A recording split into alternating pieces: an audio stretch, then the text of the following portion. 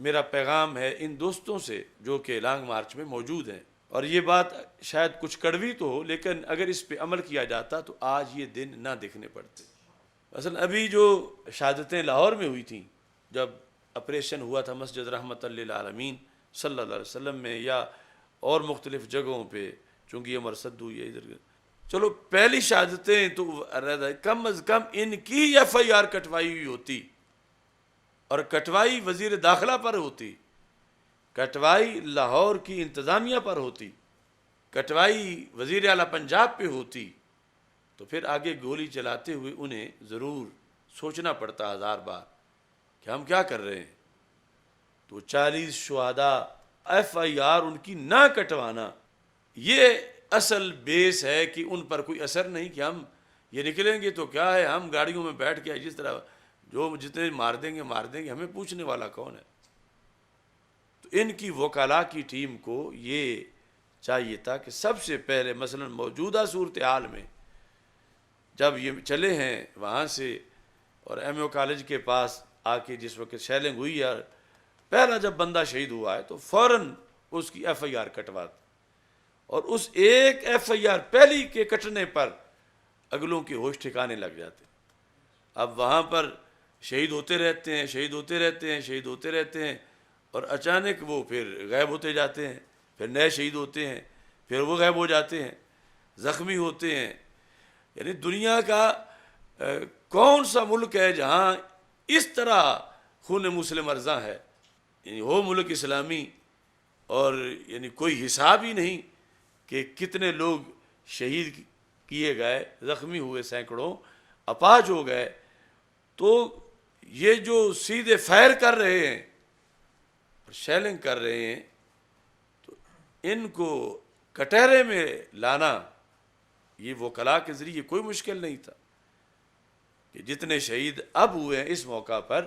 ان سب کی ایف آئی آریں کٹ جاتی پہلے دن کی ہی، تو اگلے دن مذاکرات کامیاب ہو جاتے، اگلے دن مزید کوئی ایک قطرہ خون کا بھی بہنے کی نوبت نہ آتی۔ لیکن یہ تھوک سے شہادتیں ہو رہی ہیں، اور ایف آئی آر ایسی بھی نہیں کہ کسی مرغی کی ایف آئی آر جیسے کٹی ہوئی ہو، اور یہ بہت لمحہ فکریہ ہے اہل سنت کے لیے۔ یعنی آپ سوچیں کہ ان 25 سالوں میں آپ نے ہوش کیے، کیا روافظ کے ایسے بندے مارے حکومت نے کہ جن کو ایسے جو ہے وہ کوئی ایف آئی آر نہیں کٹی؟ وہ جو لڑائی تھی کالعدم جماعتوں کے ساتھ، وہ تو باقاعدہ جنگ تھی، لیکن یہ جس طرح ہم مساجد میں مدارس میں رہ رہے ہیں، اور یہ لانگ مارچ والے حضرات یہ کوئی بگٹی کی طرح پہاڑوں میں کون سے ٹینک لے کے لڑ رہے ہیں جا کر، یہ غیر مسلح ہیں، اور ان پر اتنا ظلم کیا جا رہا ہے، اور جو وہ شہید کر دیتے ہیں اس کی ایف آئی آر نہیں کٹتی۔ اگر پاکستان کا وہ کون سا قانون ہے کہ جس میں مقتول کی ایف آئی آر نہ کٹے؟ کسی نہ کسی پر تو ضرور کٹتی ہے، اور یہ کسی پر بھی نہیں کٹتی، اور نہ اس کا رزلٹ لیا جاتا ہے، نہ ایف آئی آر کٹوائی جاتی ہے۔ حالانکہ ان کا دعویٰ ہے کہ ہمارے پاس وکلاء کی ایک فوج ظفر موج ہے، تو وہ کم از کم ان شہیدوں کے رزلٹ لے کر ایف آئی آریں کٹوائی ہوتی۔ تو اب یہ تقریباً 100 سے تو زیادہ ہو گئے ہیں پچھلے شمار کر کے، تو 100 سے تو کسی ملک میں انقلاب آ سکتا ہے۔ 100 شہیدوں سے 100 جانیں کوئی تھوڑی قربانی نہیں ہے۔ اب بھی یعنی یہ لوگ ایف آئی آریں کٹوانے کی طرف رجوع کریں، اور ایف آئی آریں کٹوائیں، اور جو ذمہ دار ہیں ان پہ کٹوائیں۔ یہ نہیں کہ اندھا دھند کسی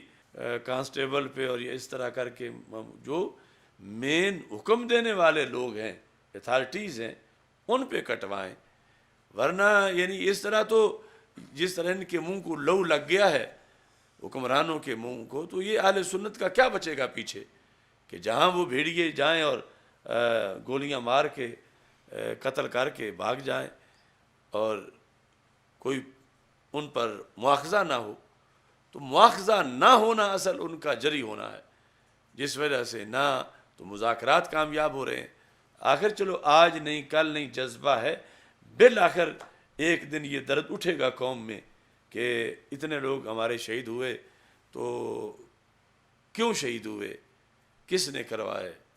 ان کا کیا بنا۔ اب ان کا جو ماڈل ٹاؤن میں